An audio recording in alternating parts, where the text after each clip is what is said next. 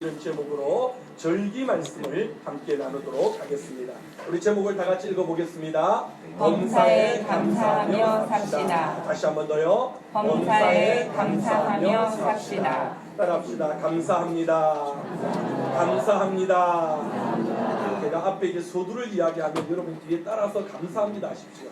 살아있음에, 감사합니다. 생명 주심에, 예배 드릴 수 있음에, 걸어 다닐 수 있음에, 먹고 잘 수 있음에, 가정을 주심에, 교회를 주심에, 나라와 민족이 있음에, 날마다 할렐루야. 옆에 분에게 옆에 앉아주셔서 감사합니다. 옆에 앉아주셔서 감사합니다. 감사는 늘 훈련이 되어야 합니다. 그냥 우리가 머릿속으로 알고 있다고 되는 게 아니고 자꾸 내 입술로 표현하고 드러내어야 그것이 내 것이 되고 또 하나님께서 더 큰 은혜와 축복을 부어주실 줄 믿습니다. 어느 교회에 한 집사님께서 어느 날 하나님 앞에 특별한 제목을 가지고 하나님 앞에 감사금을 드렸습니다. 그 제목이 무엇인고 하니 하나님 차에 기름이 떨어지게 해주시니 감사합니다. 그런 제목을 가지고 하나님 앞에 감사금을 드렸다는 겁니다. 그래서 목사님께서 그 제목을 보시고 희한하다, 이게 무슨 일이 있었나. 그래서 그 집사님을 나중에 불러서 물었습니다. 도대체 차에 기름이 떨어진 게 왜 감사했습니까? 왜 이렇게 감사한 걸 드렸나요? 그렇게 물었더니 이 집사님께서 하시는 이야기가, 목사님 지난 주간에 참 재미있는 일이 있었어요.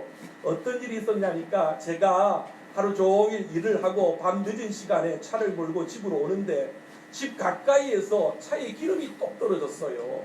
그런데 집 근처에는 주유소가 없어가지고 어쩔 수 없이 그냥 그 근처 도로변에 그냥 걱정이 되지만은 차를 세워놓고 집을 들어갔었습니다. 다음날 그냥 기름을 넣으려고. 그런데 다음날 아침에 나와보니까 차가 그 자리에 없더라는 겁니다. 그리고서 가만 보니까 차가 멀찌감치 저쪽에 골목 아래에 내려가가지고 차가 서 있더라는 겁니다.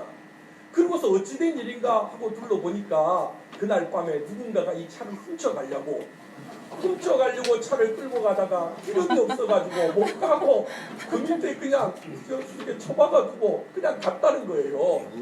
그래서 이분이 생각해보니까 어젯밤에는 기름이 떨어져가지고 걱정이 되고 염려가 되었는데 마치 기름이 떨어져가지고 도둑놈이 차를 못 가져가가지고 이게 얼마나 감사하던가 생각해보니까 너무 감사하더라는 거예요.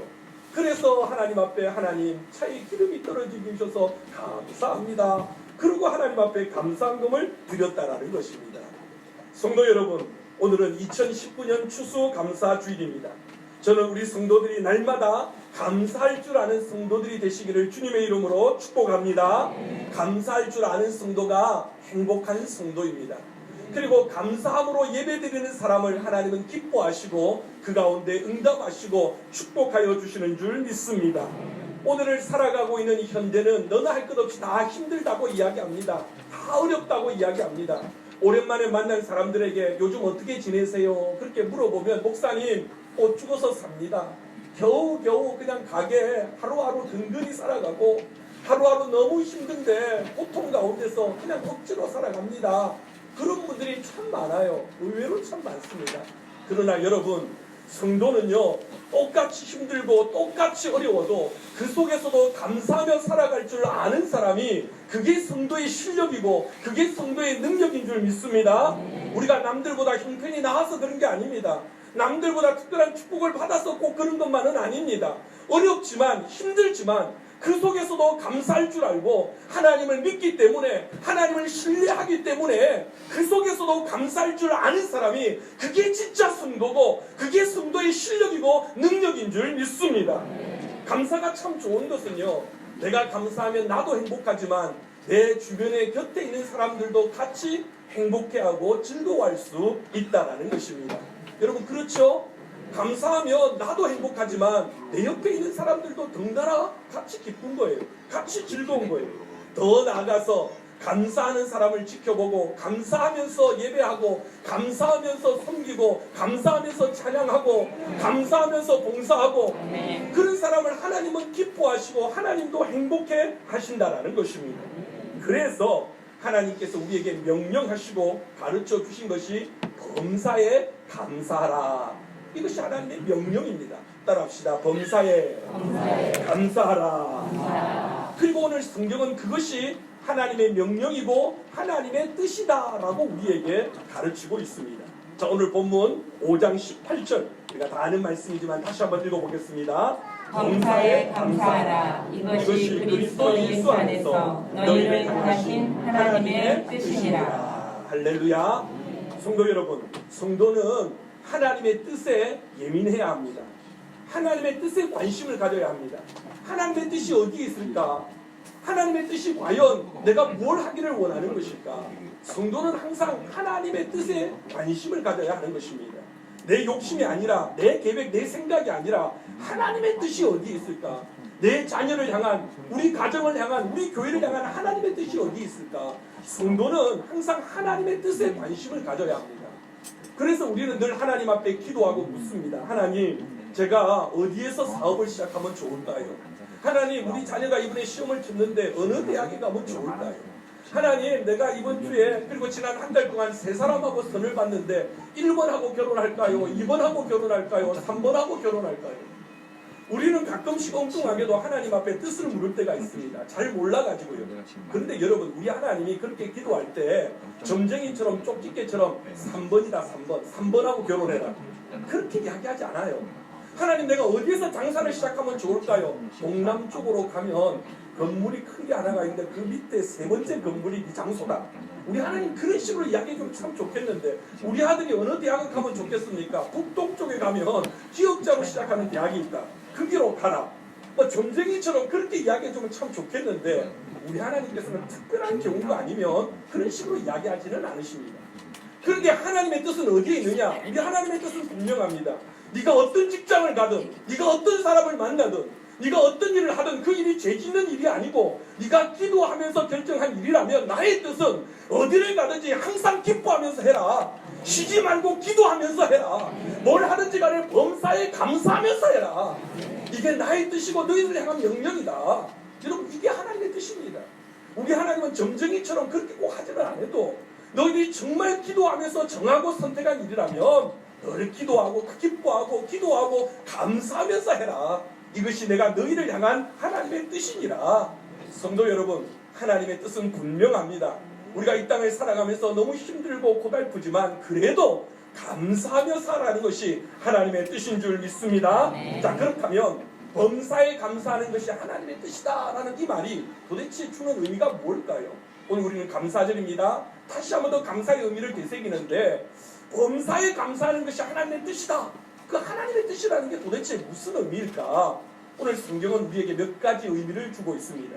첫 번째 우리가 기억하실 것은요, 따라합시다. 범사에 감사하는 사람을 하나님이 좋아하십니다. 하나님이 좋아하십니다. 다시 한번 크게 읽어보겠습니다. 범사에 감사하는 사람을 하나님이 좋아하십니다. 범사에 감사하는 것이 하나님의 뜻이다라는 말은, 나는 범사에 감사하는 사람을 좋아한다, 싫어한다?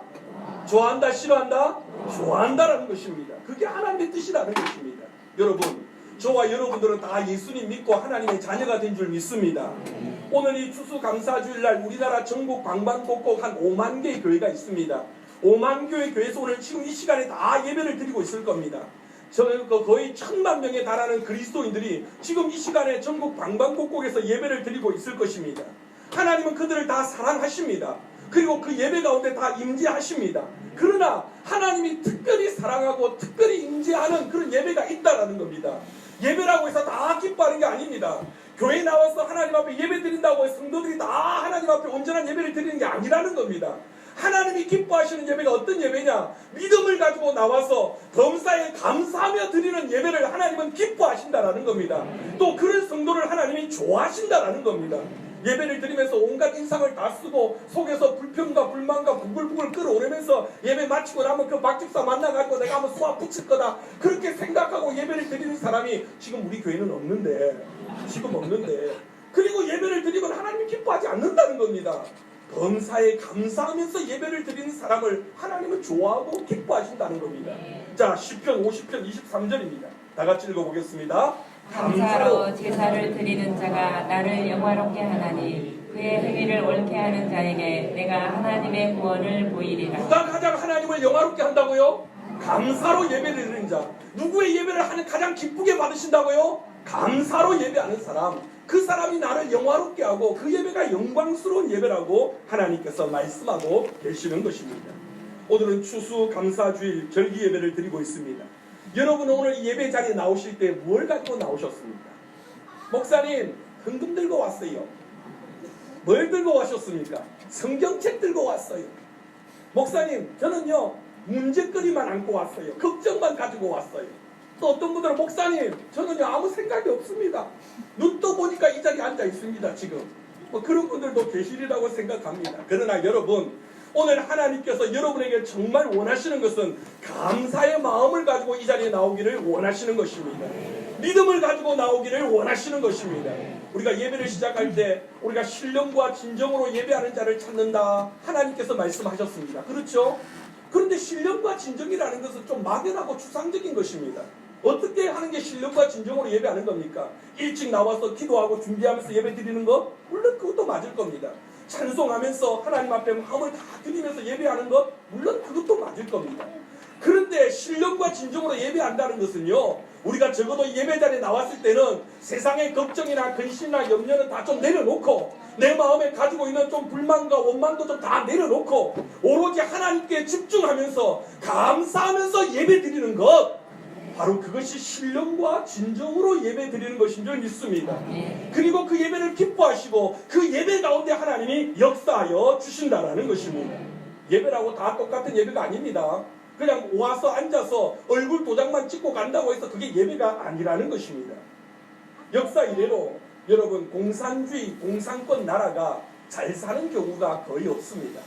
한 시대에 공산주의가, 공산권 나라가 참 이렇게 많이 확장되었고, 저도 80년대 대학을 다니면서 데모도 많이 하고 사회주의 책들도 좀 많이 읽어보기도 하고 뭐 그런 시대를 보낸 적이 있습니다.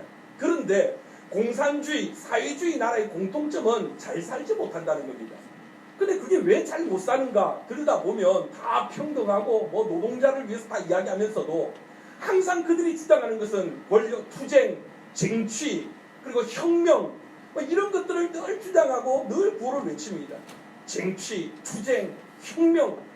그러다 보니까 무언가를 얻고 가지는 것도 투쟁의 결과고 쟁취의 결과고 혁명의 결과다 보니까 감사할 줄 모르는 겁니다. 그게 하나님이 주셨고 하나님이 은혜라는 것보다는 내가 싸워서, 내가 어떤 기성세대와 내가 자본주의 세상과 내가 기득권과 싸우고 투쟁해서 얻은 결과라고 당연히 생각하기 때문에 그게는 별로 감사가 없더라는 것입니다. 그래서 결국은 그런 나라들이 부유하게 살지 못하고 역사에 사라지는 경우들을 우리는 역사 현장에서 지금까지 쭉 지켜보고 있는 것입니다. 여러분 분명히 기억하실 것은요, 하나님은 감사하는 사람에게 복을 주십니다. 감사하는 가정에 복을 주십니다. 감사하는 사업장에 복을 주십니다. 감사하는 성도들이 많이 모여있는 그곳에 하나님은 역사하여 주시는 것입니다. 할렐루야. 물론 여러분, 감사하지 않는다고 벌 받는 건 아닙니다. 감사하지 않는다고 지옥 가는 것은 아닙니다. 어느 세상 어느 나라 중에서 감사 안 한다고 3년 징역형 주고 뭐 그런 경우는 없습니다. 그런데 유대인의 탈무드에 보면 아주 이런 재미있는 글이 있습니다. 한번 볼까요? 감사할 줄 모르는 사람에게 하나님이 벌을 주시지 않는 것은 감사할 줄 모르는 사람은 이미 불행의 벌을 안고 살아가기 때문이다. 무슨 말인지 아시겠죠? 하나님께서 굳이 감사하지 못하는, 안 하는 자들 벌을 안 주는 이유는 이미 그 사람 마음은 지옥같이 살고 있기 때문에, 늘 속에 불평과 원망과 짜증을 가지고 살아가는 사람은 굳이 하나님이 벌을 안 줘도 그 사람은 하루하루 지옥처럼 살아가기 때문에, 불행을 안고 살아가기 때문에 하나님이 굳이 벌을 안 주신다는 것입니다. 하나님의 뜻은 분명합니다. 우리는 감사하며 살기를 원하시는 것입니다. 그래서 유대인들이 자녀를 교육할 때는요, 가장 먼저 어릴 때 감사하는 훈련을 시키는 겁니다. 감사할 줄 모르면 밥도 안 주고, 감사할 줄 모르면 용돈도 안 주고, 감사할 줄 모르면 학교도 안 보낸다는 거예요. 왜? 감사할 줄 모르는데 줘봐야 뭐 그거 갖고 지 잘난 줄 알고 지 똑똑한 줄 알고 살아가니까. 그러니까 어릴 때부터 밥을 먹으면서 감사할 줄 알고, 용돈을 주면 감사할 줄 알고, 그렇게 자녀를 키워야 살아가면서 일평생 감사하며 살아갈 수 있는 자녀가 되더라는 것입니다. 성도 여러분, 참된 행복은 감사하는 자에게 주실 줄 믿습니다. 한 해를 어떻게 보내셨습니까? 힘든 일도 있고 속상한 일도 있고 여러분 고달픈 일도 있었지만 그 속에서도 감사할 줄 아는 사람이 진짜 복된 사람인 것입니다. 감사하는 성도가 되기를 주님의 이름으로 축복합니다. 범사에 감사하는 것이 하나님의 뜻이다. 이 말의 두 번째 의미는요. 따라합시다. 하나님은 감사하는 사람과 일하기를 원하십니다. 다시 한번 다 같이 읽겠습니다. 하나님은 감사하는 사람과 일하기를 원하십니다. 여러분은 어떻습니까? 여러분 함께 내가 일하는 사람이 또 나와 같은 공간에 있는 사람이 입만 열었다면 짜증내고 화내고 누구 분담하고 그냥 계속 그런 사람 옆에 있으면 좋겠습니까? 싫겠습니까? 듣고 있습니까? 나와 같은 공간에 있는 사람이 입만 열었다면 짜증내고 화나고 뭐 그런 소리만 하면 좋겠습니까? 싫겠습니까? 하나님도 마찬가지라는 겁니다. 교회 일을 하고 가정 일을 하고 세상 일을 하면서 입만 열었다면 불평하고 입만 열었다면 원망하고 하나님도 그 사람을 싫어한다는 거예요. 그런 사람을 원치 않는다라는 겁니다. 여러분 교회 오셨는데 제가 앞에서 여러분 강단에 서가지고 오만 인상을 다 쓰고 지금 여러분 확 째려보면서 지금 주무시고 계시면 안 됩니다. 졸고 있을 겁니까? 지금 늦게 와서 되겠습니까? 이렇게 인상 쓰고 설교하면 좋겠습니까? 안 좋겠습니까? 늦게 와도 이렇게 웃으면서 주무시고 계셔도 웃으면서 그렇다고 주무시라는 이야기가 아닙니다. 늦게 오라는 이야기가 아닙니다. 앞에 있는 지도자가 목사님이 그래도 달덩이처럼 웃으면서 성도들을 훤하게 맞이하면서 설교를 하는 게 좋겠습니까? 인상 쓰고 감독관처럼 심판천가처럼 째려보면서 설교하는 게 좋겠습니까? 말하라 말하지요. 그걸 말이라고 하십니까? 하나님도 마찬가지라는 것입니다.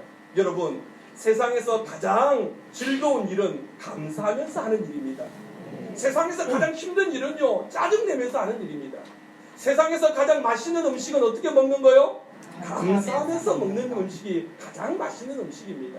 산의 진미, 진수성찬을 차려나고 짜증내고 불평하면서 먹으면 그거는 독입니다. 김치 하나 놓고 먹어도 감사하면서 먹으면 그게 복 있는 사람이고 그게 행복한 사람인 줄 믿습니다. 하나님은 불평하고 원망하는 사람을 쓰시기를 기뻐하지 않으십니다. 하나님만 그런 것이 아니고 사람도 교회도 마찬가지입니다. 이제 오늘부터 해서 다음 주까지 연말 당회를 합니다. 그래서 이제 내년에 교회 일꾼들을 적재적소에 세우고 장로님들과 더불어서 기도하면서 교회의 좋은 일꾼들을 세우기 위해서 함께 고민을 하고 생각을 합니다. 그런데 이런 연말이 되면 담임 목사인 저는 머리가 지근지근 아픕니다. 참 마음이 여러 가지 신경 쓸 일도 많고 속상한 일도 많고 고민해가지고 재직을 임명합니다. 부서장들을 임명하고 뭐 여러 가지 사람들을 세웁니다.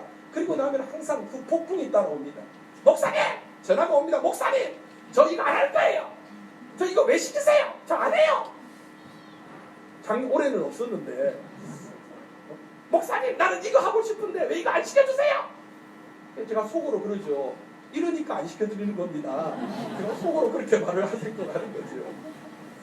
우리가 때로는 어떤 일을 해나갈 때 하고 싶은 일도 있고 생각하는 일도 있지요. 그러나 성숙한 성도들은 하나님께서 또는 목사님과 장로님들이 땅에서 기도하면서 선택하는 일들에 대해서 순종하고 감사하고 따라주는 사람들이 성숙한 성도들인 줄 믿습니다.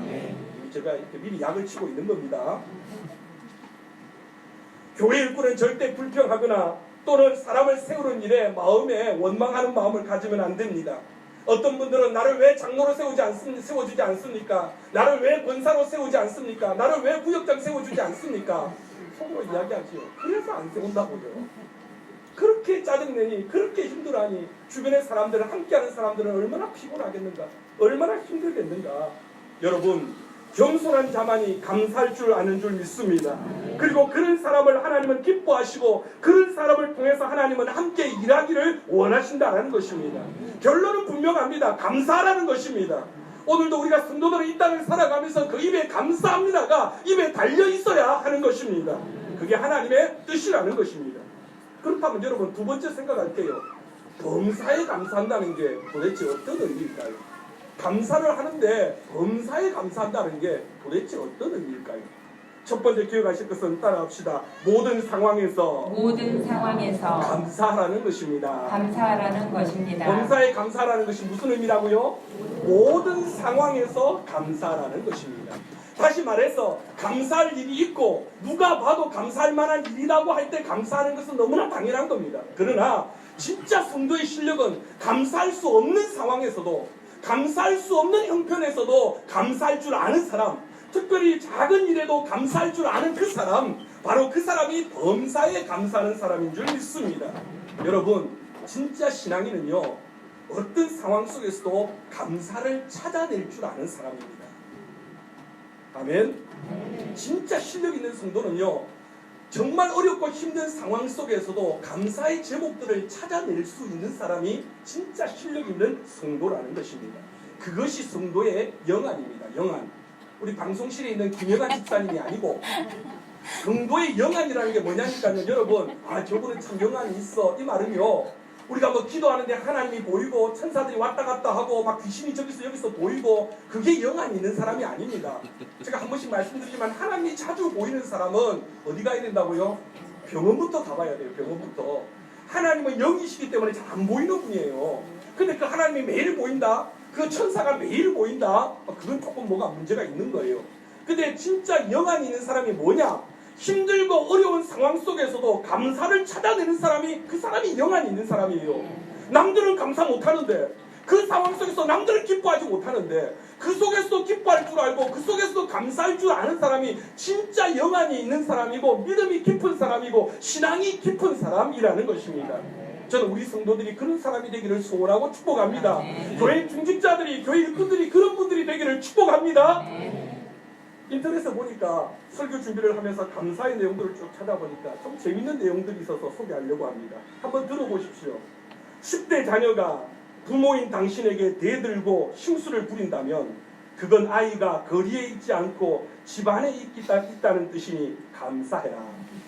내야 할 세금이 있다면 그건 내가 살만하다는 뜻이니 감사해라.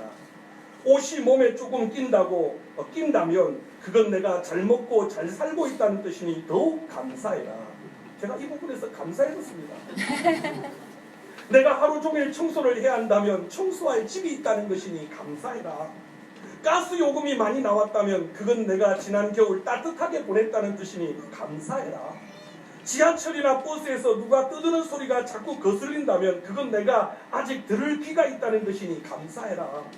온몸이 뻐근하고 피곤하다면 그건 내가 열심히 일했다는 것이니 감사해라. 이른 아침 시끄러운 알람 소리 때문에 깼다면 그건 내가 오늘도 살아있다는 뜻이니 감사해라. 여러분, 진정한 감사는 어떤 상황에서도 할 수 있는 것이 그게 범사에 감사하는 것입니다. 지금 여러분은 어떤 상황, 어떤 형편이십니까? 오늘 감사주를 맞이해서 감사하는 성도들이 되시기를 주님의 이름으로 축복합니다. 두 번째 범사에 감사하는 말의 의미는요, 따라합시다. 평범하고 사소한 것에도 감사하라는 것입니다. 감사하라는 것입니다. 범사에 감사한다는 말이 무슨 말이라고요? 평범하고 사소한 것에도 감사라는 것입니다. 우리는 어떤 큰 일을 두고 감사합니다. 사업이 잘 되고 자녀들이 대학에 들어가고 시집장가 잘 가고 우리가 기도하는 일 가운데서 큰 일이 응답받을 때 우리는 감사하고 감사한금을 드리고 막 그렇게 하는데, 범사에 감사라는 말은 우리의 삶 속에서 아주 작고 사소한 일에도 감사하며 살라는 것입니다.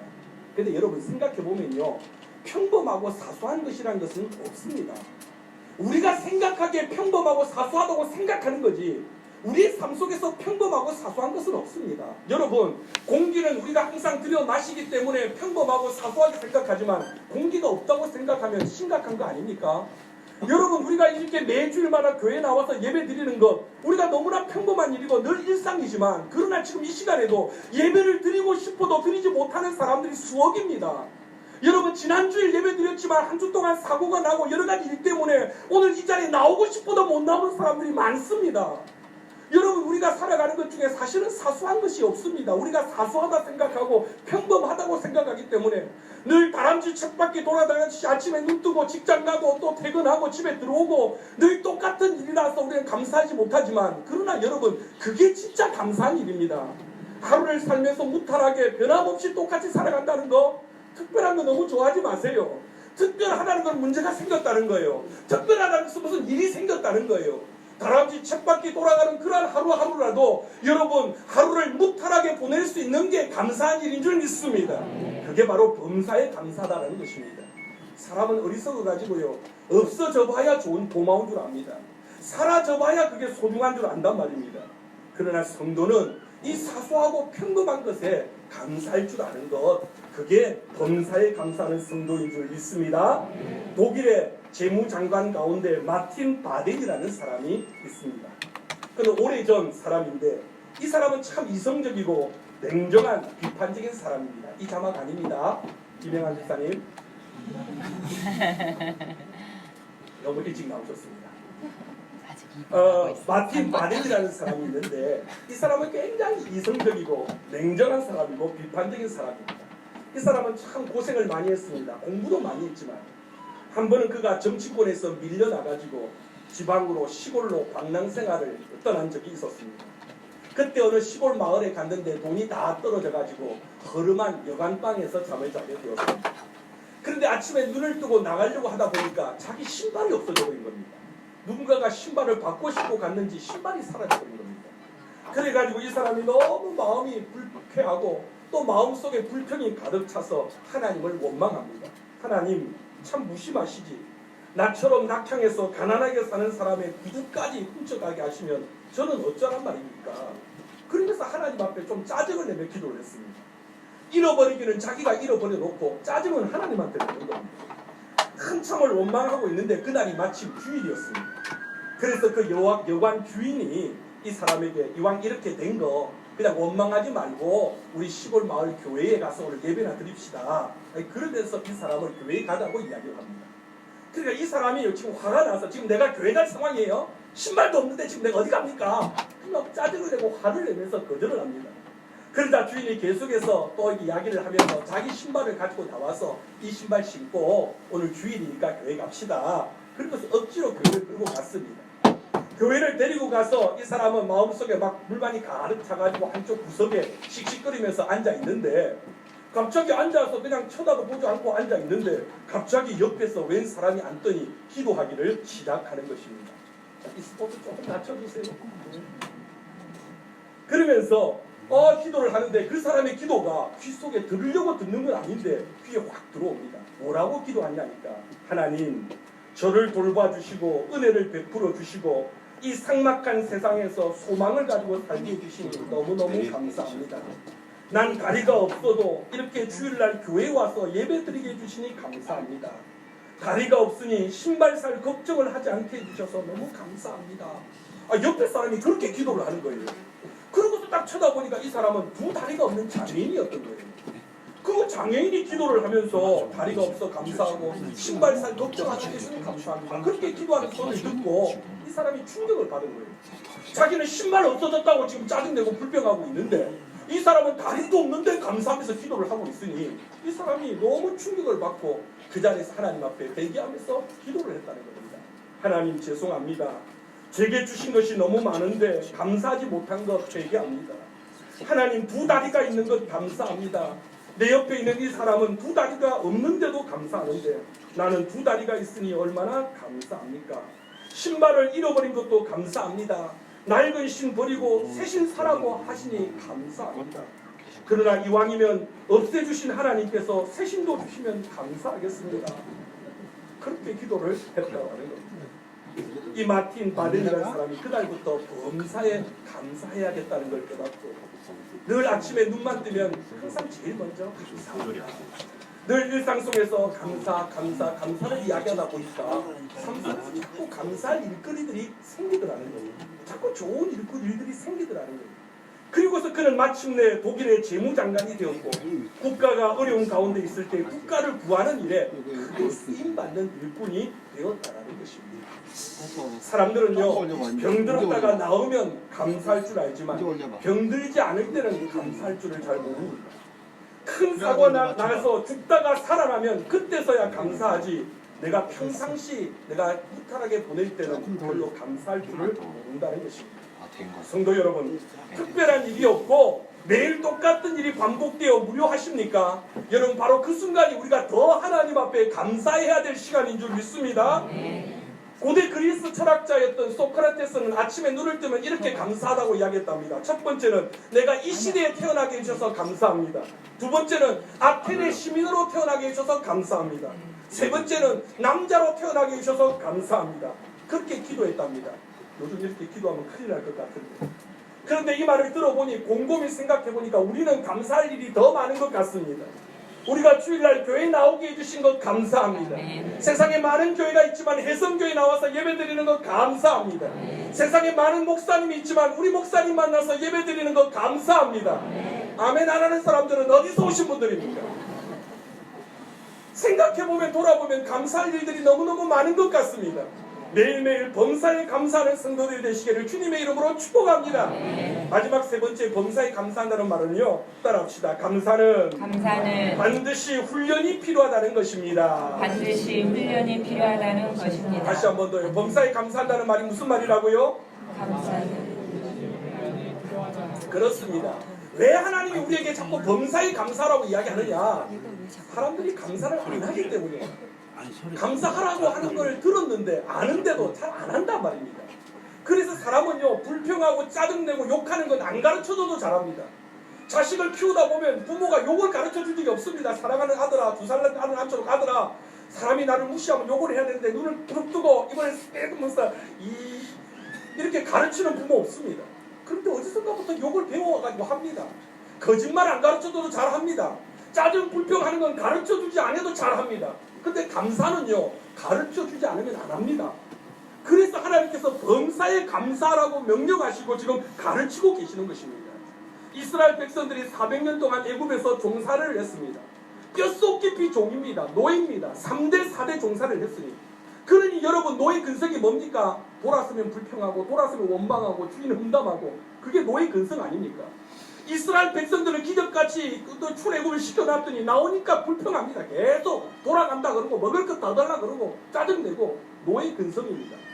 하나님께서 왜 이스라엘 백성들을 가나안 땅에 바로 데려가지 않았습니까? 데려가봐야 불평하고 원망하는데, 데려가봐야 좋은 줄도 모르는데, 감사할 줄도 모르는데 데려가보면 뭐합니까? 그래서 40년 동안 훈련을 시키는 겁니다. 감사하는 훈련. 하나님께서 이스라엘 백성들에게 3대 절기, 또 4개의 작은 절기, 7대 절기를 지키도록 합니다. 그건 전부 다 감사하는 절기입니다. 새해가 되어서 감사하고, 또 봄이 와서 감사하고, 보리 농사를 해서 감사하고, 또 추수를 해서 감사하고, 한 해를 마무리해서 감사하고. 하도 감사를 안 하니까 아예 절기를 딱딱 정해놓고 매달마다 감사하라고. 그것이 몸에 배어야 하나님의 자녀가 될 수 있고, 몸에 배어야 하나님의 일꾼이 될 수 있다고 훈련을 시키면서 감사 절기를 지키도록 명령하셨던 것입니다. 오늘 여러분, 우리 예배도 마찬가지입니다. 오늘 우리가 지금 이 자리에서 예배 드리는 것은 구원받기 위해서 예배 드리는 거 아닙니다. 무슨 말인가 하니, 저와 여러분은 이미 예수 믿고 구원 받았습니다. 맞습니까? 저와 여러분은 예수 믿고 구원 받았습니다. 맞습니까? 이거 헷갈리면 안 돼요. 저와 여러분 예수 믿고 구원 받았습니다.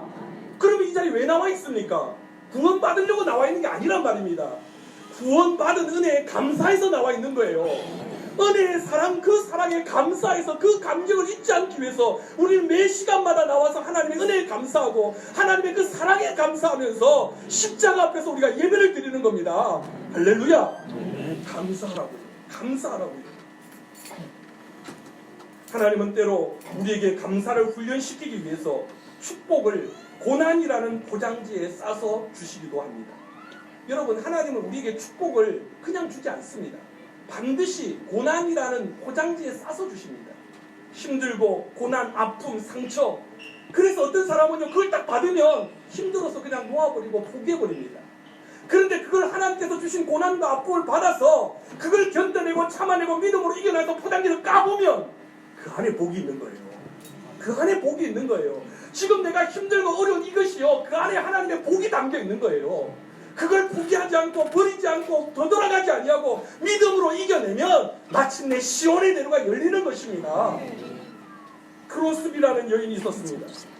태어나자마자 키우던 유모의 실수로 6주 만에 시각장애인이 되었습니다. 태어나서 6주 만에 시력을 잃고 유모가 땅에 떨어뜨리는 바람에 시각을 잃어버렸습니다. 보통 사람들이 보기에는 너무 불쌍한 사람이었고 어릴 적부터 참 남들이 보기에는 친근한 사람이었지만 이 여인은 어릴 때부터 하나님을 믿고 하나님의 신앙 안에서 자신은 단 한 번도 불행하다고 생각하지 않으면서 감사하며 살아왔던 여인입니다. 이 여인이 얼마나 그의 삶 속에 은혜와 감사 속에서 살았는가. 그는 항상 앉으면 하나님 앞에 시를 쓰고 찬송시를 썼습니다. 그가 쓴 시가 무려 6,000편에 달하는데 그 6,000편 가운데 우리 찬송가에 이 여인이 쓴 찬송 가사가 43곡, 43곡이 들어가 있습니다. 그 가운데 우리가 잘 아는 찬양들이 너무 많습니다. 나의 갈 길 다가도록 예수 인도하시니 나의 생명 되신 주님 앞에 나아갑니다. 나의 영원하신 기여 생명보다 귀하다. 예수를 나의 구주 삼고 성령과 피로써 거듭나니 이 세상에서 내 영혼이 하늘의 영광 보리로다. 이 땅에서는 시력을 잃어서 아무것도 보이지 않지만 내가 믿음의 눈으로 영안의 눈을 뜨고 보니까 하늘의 영광이 보이더라는 거예요. 태어나서 6주 만에 시력을 잃어서 모든 사람이 장애인이라고 혀를 차는 불쌍한 여인이었지만 하나님의 은혜 안에서 늘 감사하며 살다 보니까 세상 사람들이 보지 못하는 것을 보게 해주시니 감사합니다. 이 고백이 저와 여러분의 고백이 되기를 소원하고 축복합니다. 이 말씀을 맺고자 합니다. 하나님은 우리가 광야 같은 이 땅에서 정말 행복하게 살기를 원하십니다. 그래서 오늘 같은 추수감사주일 절기를 우리에게 명령하시면서 감사에 감사해라. 올 한 해 동안 힘들었지만 어려웠지만 참 수고했다. 참 잘했다. 감사에 감사하며 살아라. 그것이 내가 너희를 향한 하나님의 뜻이다. 오늘도 이 하나님의 말씀 앞에 여러분 귀를 기울이시고 응답하면서 불평과 원망과 모든 것을 내려놓고 오늘도 하나님 앞에 감사하면서 남은 한 달과 또 새로운 해를 준비하는 우리 모든 성도들이 되시기를 주님의 이름으로 축원합니다. 주님의 이름으로 축원합니다. 우리 함께 기도합시다.